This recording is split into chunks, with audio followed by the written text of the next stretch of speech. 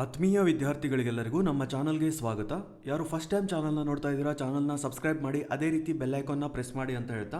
So ಇವತ್ತಿನ topic ಇರುವಂಥದ್ದು when will be new recruitment in Karnataka. ಅಂದರೆ ಕರ್ನಾಟಕದಲ್ಲಿ ಮುಂಬರುವ ನೇಮಕಾತಿಗಳು ಯಾವಾಗ ಪ್ರಾರಂಭವಾಗಬಹುದು ಎಂಬುದರ ಕುರಿತು ನಾವು ನಿಮಗೆ ಇವತ್ತು ಮಾಹಿತಿಯನ್ನು ಹಂಚ್ಕೊಳ್ತಾ ಇದ್ದೇವೆ. ಓಕೆ, ಸೊ ನಮ್ಮ ಟೆಲಿಗ್ರಾಮ್ ಗ್ರೂಪ್ನ ಯಾರು ಇನ್ನೂ ಜಾಯ್ನ್ ಆಗಿಲ್ಲ, ದಯವಿಟ್ಟು ಜಾಯ್ನ್ ಆಗಿ.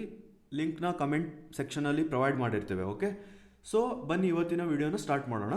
When will be new recruitment in Karnataka. So ತುಂಬ ದಿನಗಳಿಂದ ಹೊಸ ನೇಮಕಾತಿಗಳು ಯಾವುದು ಬರಲಿಲ್ಲ.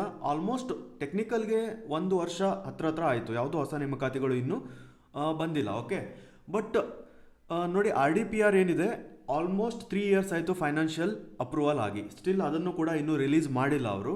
ಅದೇ ರೀತಿ ಹೌಸಿಂಗ್ ಬೋರ್ಡ್ದು ಬರ್ತದೆ ಅಂತ ಹೇಳ್ತಾ ಇದ್ರು. ಸೊ ಅದರ ಕೂಡ ಯಾವುದೇ ರೀತಿ ಅಪ್ಡೇಟ್ಸ್ಗಳು ಇರೋದಿಲ್ಲ. ಸೊ ರೀಸೆಂಟ್ಲಿ ಏನಿದೆ SSC JE ಬಂದಿದೆ. ಸೊ ಎಲ್ಲರೂ ಅಪ್ಲೈ ಮಾಡಿರ್ತೀರಾ ಅಂತ ತಿಳ್ಕೊಂಡಿದ್ದೇನೆ. ಸೊ ದಟ್ ಅದನ್ನು ಚೆನ್ನಾಗಿ ಪ್ರಿಪೇರ್ ಮಾಡಿ. ಅದೇ ರೀತಿ ಸೆಂಟ್ರಲ್ ಗೌರ್ಮೆಂಟ್ ಎಕ್ಸಾಮ್ಸ್ಗಳು ಯಾವ್ದಾವ್ದಿದೆ, ಲೈಕ್ IAS ಆಗಿರಬಹುದು. ಅದೇ ರೀತಿ ನೋಡಿ, ಗೇಟ್ ಎಕ್ಸಾಮ್ ಪಾಸ್ ಆದರೆ ನಿಮಗೆ PSUಸಲ್ಲಿ ಜಾಬ್ಗಳು ಸಿಗುವ ಅವಕಾಶವಿದೆ. ಓಕೆ, 40 to 45 ಎಬವ್ ತೆಗಿಬೇಕು score out of 100 in gate exam. Okay, so ಈಗ ಕರ್ನಾಟಕ ಸ್ಟೇಟಲ್ಲಿ ಯಾವಾಗ ಬರ್ಬೋದು ಅಂದರೆ ನೋಡಿ, ಅದರ ಬಗ್ಗೆ ಯಾವುದೇ ರೀತಿಯ ಇನ್ಫಾರ್ಮೇಷನ್ಗಳು, ಜೆನ್ಯೂನ್ ಆಗಿರುವ ಇನ್ಫಾರ್ಮೇಷನ್ಗಳು ಅವೈಲೇಬಲ್ ಇಲ್ಲ. ಓಕೆ, ಸೊ ಆಲ್ಮೋಸ್ಟ್ 1 ಇಯರ್ ಆಯಿತು. ಸೊ ಆದ್ದರಿಂದ ಮುಂಬರುವ ದಿನಗಳಲ್ಲಿ ಬರುವ ಸಾಧ್ಯತೆ ತುಂಬ ಇದೆ. ಓಕೆ, ಸೊ ದೊಡ್ಡ ನೇಮಕಾತಿಗಳು at the end of the election ಟೈಮಲ್ಲಿ ಬರ್ಬೋದು, 400 500 ಇರುವಂಥದ್ದು. ಬಟ್ ರೀಸೆಂಟ್ಲಿ ಈಗ ಹೌಸಿಂಗ್ ಬೋರ್ಡ್ ಏನಿದೆ ಅದು ಬರುವ ಸಾಧ್ಯತೆ ತುಂಬ ಇದೆ. ಬಟ್ ಪೋಸ್ಟ್ಗಳ ಸಂಖ್ಯೆ ಅಪ್ ಟು 100 ಇರುವ ಸಾಧ್ಯತೆ ಇದೆ. ಓಕೆ, ಸೊ ಅದರಿಂದ ನೀವು ಅದನ್ನು ಪ್ರಿಪ್ರೇಷನ್ ಮಾಡಿ.